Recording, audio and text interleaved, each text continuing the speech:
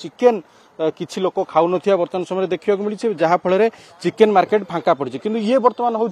माछ मार्केट किंतु लोकों किसी कांशरे भिड़ देखा मिली कारण माछ उपरे बर्तमान समय बेसी डिमांड रोचे लोकंर जो माछ दर सामान्य बढ़ी जहाँ आम व्यवसायी सहित आलोचना करूँ किछि दिन पूर्व माछ दर 170 टंकार बिक्री होता किंतु वर्तमान समय माछ दर बढ़ी 220 टंकार वर्तमान समय बिक्री होची पाखापाखि 50 रु 60 टंका वर्तमान समय माछ दर बढ़ी तेज किछि ग्राहक अच्छा जो मैंने माछ नापी आसते सहित किसी आलोचना करवा वर्तमान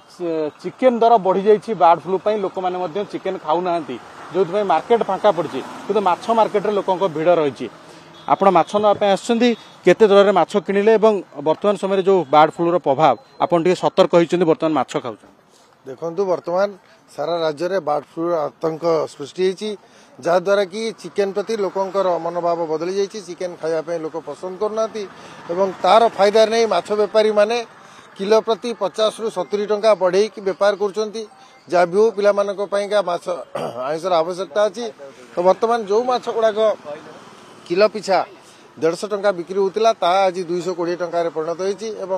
जो माछ गुड़ाक 200 टंका लेखारे बिक्री होता 250 टंका लेखे बिक्री होती माछ व्यवसायी व्यवसाय बढ़ी से बर्तमान खुश बर्ड फ्लू निश्चित भाव में माछ वाला बर्तमान भाग्य खोली जाइए से चाहते एमती वर्ष सारा बर्ड फ्लू हो एवं आमे खूब दर रे बिक्री करके आम लाभवान हो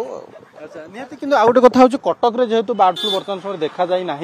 किंतु तथापि आम जहाँ देखु कटक रे चिकेन मार्केट सब फांका माछ मार्केट रे लोकों भिड़ देखा मिली आपते सतर्क होती सचेतन होती बर्तमान चिकेन खाऊना गोटे कथा अच्छी बिरी माड़ देखी कोलथ चेपा